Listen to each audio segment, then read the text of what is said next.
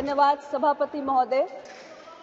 संसद के इस विशेष सत्र में जहां एक ओर आज हम अपनी 96 वर्ष पुरानी संसद भवन को, जिसे अब संविधान सदन कहा जाएगा, उसे पीछे छोड़कर नए संसद भवन में प्रवेश कर चुके हैं, वहीं दूसरी ओर इस नए संसद भवन में अपनी पहले ही दिन हमने विधायी कार्य की शुरुआत करते हुए नारी शक्ति को सही मायनों में नमन करने का काम किया है। 128वां संविधान संशोधन विधेयक, जो महिला आरक्षण विधेयक सरकार लेकर आई है, इसकी मैं तहे दिल से सराहना करती हूं। माननीय प्रधानमंत्री जी को इसके लिए आभार व्यक्त करती हूं और ये सही मायनों में हम सब के लिए। Please let the house be in order, please. सभापति महोदय, भारत दुनिया का सबसे ज्यादा आबादी वाला देश है और 142 करोड़ की आबादी में 70 करोड़ की आबादी महिलाओं की है।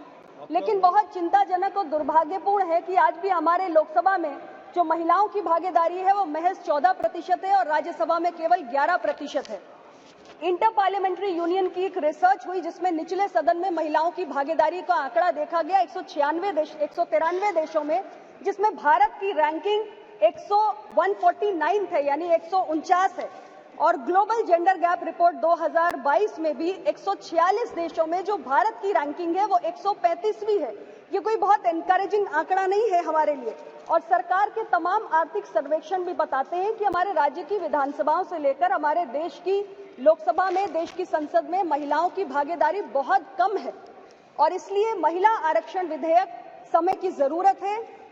और आज ये बड़े दुख की बात है कि छोटे छोटे देश UAE, Cuba, Rwanda, Mexico, Nicaragua, New Zealand, ये वो देश हैं जिन्होंने 50% तक महिलाओं की भागीदारी अपने डेमोक्रेसी में सुनिश्चित कर ली है। और भारत जो कहता है कि दुनिया की सबसे बड़ा लोकतंत्र है, हम अपने यहाँ 50% की अभी तक भागीदारी सुनिश्चित नहीं कर पाए हैं। तो उस दिशा में ये एक महत्वपूर्ण कदम है।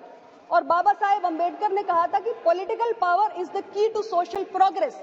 हमने देखा है कि हमने अर्बन लोकल बॉडीज में, पंचायती राज संस्थाओं में जब अपने देश की महिलाओं को भागीदारी दी तो हमारी महिलाओं ने ग्रामीण क्षेत्रों में, शहरी क्षेत्रों में कितना उल्लेखनीय कार्य करके दिखाया है।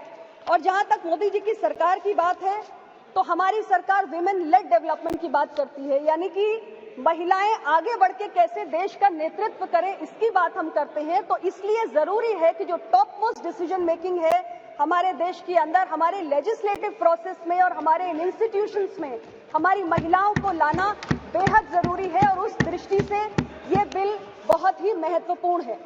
अध्यक्ष जी, ये बिल नया नहीं है, ये बिल पुराना है, इसका इतिहास 27 वर्ष लंबा है। हमने देखा कि 1996 में सबसे पहले एचडी देवेगौड़ा जी की सरकार इस बिल को लेकर आई थी और उसके बाद तमाम लोगों ने प्रयास किए, तमाम पार्टीज ने, सरकारों ने। 97, 98, 99, 2003 में वाजपेयी जी की एनडीए की सरकार ने प्रयास किया। 2008 और 2010 में यूपीए की सरकार ने प्रयास किया, लेकिन कोई भी सरकार इसे एक लॉजिकल कंक्लूजन तक ले जाने में सफल नहीं हुई। सभी सरकारों ने विफलता का ही सामना किया। उस दृष्टि से मुझे बहुत प्रसन्नता है कि मोदी जी के नेतृत्व की सरकार जब इस विधेयक को लेकर आई है तो हम इसे सफलता तक, अंजाम तक पहुंचाने का काम इस बार करके दिखाएंगे। मैंने विपक्ष के साथियों की चर्चाओं को सुना, उसमें कई विषय सामने आए, जिसमें एक महत्वपूर्ण विषय था इस बिल के तहत जो हमारे पिछड़े समाज से आने वाली महिलाएं हैं उनके लिए अलग से प्रावधान करने का। अध्यक्ष जी, ये विषय गंभीर है और ये जो चिंता है वो नाजायज भी नहीं है, इस मांग को गलत भी नहीं ठहराया जा सकता, क्योंकि महिलाओं को अगर हम देखें तो महिलाएं एक जैसा ग्रुप नहीं है, एक होमोजेनस ग्रुप नहीं है। महिलाएं एक हेट्रोजेनस ग्रुप है, क्योंकि महिलाएं अलग अलग पारिवारिक पृष्ठभूमि से आती हैं, अलग अलग इनकम लेवल से आती हैं, अलग अलग जाति, धर्म, संप्रदाय से आती हैं और उनकी जो लिटरेसी लेवल्स होते हैं, जो उनकी शिक्षा का स्तर होता है, वो भी अलग अलग होता है। और हमारी जो सामाजिक संरचना है उसमें जो हमारे पिछड़े वंचित समाज से आने वाली महिलाएं हैं, निश्चित रूप से वो हाशिए पर हैं और उनके लिए चुनौतियां अलग किस्म की हैं, उनके लिए चुनौतियां अधिक भी हैं और इसलिए उनके लिए ज्यादा संरक्षण की मांग भी समय समय पर होती रहती है। हमारी सरकार के बारे में मैं जरूर कहना चाहूंगी कि मोदी जी के नेतृत्व में ओबीसी के हितों को साधने के लिए कई ऐतिहासिक फैसले इन 9 वर्षों में हुए हैं और एक सहयोगी दल की नेता होने के नाते मुझे पूरा भरोसा है कि हमारे पिछड़े वंचित समाज से आने वाली महिलाओं के अधिकारों को संरक्षित करने की दिशा में प्रधानमंत्री जी जरूर कुछ ना कुछ विचार कर रहे होंगे और इसको सुनिश्चित करने के लिए भी कोई काम जरूर करेंगे। जब मैं अपने कांग्रेस के साथियों को सुन रही थी इस विषय को उठाते हुए, तो मेरे मन में एक स्वाभाविक जिज्ञासा जागी कि 2008 में आप राज्यसभा के अंदर इस बिल को लेकर आए थे और 2010 में आपने इसको पारित कराया था।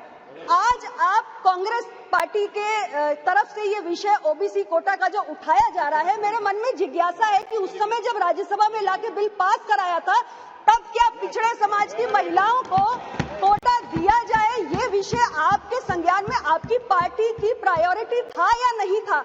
और अगर उस वक्त आपकी पार्टी की प्रायोरिटी नहीं था, तो आज जब मोदी जी की सरकार ये बिल लाई है और ये बिल पास होगा क्योंकि संख्या बल इस किस्म का है, तो क्या ये नया ख्याल अभी अभी आया है? हालांकि ये विषय महत्वपूर्ण है, मैं इस बात को दोबारा दोहराऊंगी, लेकिन स्थिति स्पष्ट होनी चाहिए कि हम अपने आवरण बार बार बदल नहीं सकते हैं। अध्यक्ष महोदय, ये मैं जरूर कहना चाहती हूँ। मैंने एक और बात देखी है अध्यक्ष जी कि हमारे कई साथियों ने बार बार कहा कि चुनाव है 2024 का, 2024 का चुनाव है। सर्वदलीय बैठक में मैं सुन रही थी, कई सारे हमारे साथी महिला आरक्षण विधेयक लाने की मांग कर रहे थे। तो अब मैं देखती हूँ एक अजीब स्थिति है कि अगर सरकार इस बिल को पेश नहीं करती तो आप कहते हैं कि आप तो महिला विरोधी हैं, आप तो महिला की चिंता नहीं करते, आप महिला के प्रतिवादा पूरा नहीं करते। और जब सरकार बिल ले आई है तो आप कहते हैं कि अभी 2024 के आप चुनाव को देखकर लाए हैं, चुनाव में इसका फायदा नहीं मिलेगा। अध्यक्ष जी, हर फैसला संसद में बैठकर किसी चुनाव को देखकर नहीं किया जा सकता। आज हमने एक अच्छी शुरुआत की है, हमने एक अच्छी पहल की है और इसे अगर हमें अंजाम तक पहुंचाना है तो इसकी एक पूरी प्रक्रिया है, उस प्रक्रिया का पालन हमें करना पड़ेगा। हम जानते हैं कि 2011 के आंकड़े हमारे सामने नहीं है। 2001 में हमारी सेंसस हुई, उसके बाद एक लंबे समय तक हमने सेंसस की एक्सरसाइज नहीं करवा पाई है, बीच में कोविड की भी बाधाएं रही। तो हमारे पास जो जनगणना के आंकड़े हैं वो बेहद पुराने हैं और उसके आधार पे हम डिलिमिटेशन नहीं कर सकते, हम एडिशनल सीट्स जनरेट नहीं कर सकते। इसलिए हमें इस संवैधानिक प्रक्रिया का पालन करना पड़ेगा और हमें नए सेंसस एक्सरसाइज के साथ डिलिमिटेशन करते हुए एडिशनल सीट्स क्रिएट करनी होंगी, जिसमें हमारी और जो महिलाएं हैं उनको इसमें आने का मौका मिले।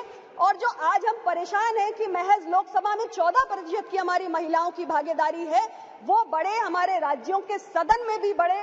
तो ये चिंता जो आपकी है, ये जो बार बार चुनाव को लेकर, मैं यही आग्रह करूंगी कि मैं देख रही हूं कि एक जो सेंस ऑफ द हाउस है कि सभी लोगों का एक मूड भी है कि ये बिल पारित हो, तो इसमें किंतु परंतु नहीं होना चाहिए। ये बिल स्वागत योग्य है, इसको लेकर आपकी कुछ आपत्तियां हो सकती हैं, सरकार उनका ध्यान भी रखेगी और इसको हम खुले दिल से स्वीकार करते हुए बिना किसी किंतु परंतु के इसको आगे बढ़ाएं, इसको आगे लेकर जाएं और बाकी सारे जो सेंसस को लेकर या डिलिमिटेशन को लेकर आपकी चिंताएं हैं उसके आप त्याग दीजिए, सरकार इसकी चिंता कर लेगी। आपने मुझे समय दिया, मैं बहुत बहुत आभारी हूं और इस बिल को लाने के लिए पुनः मैं अपने देश के प्रधानमंत्री, हमारे सरकार के मुखिया माननीय श्री नरेंद्र मोदी जी को हृदय से आभार व्यक्त करता हूं। धन्यवाद।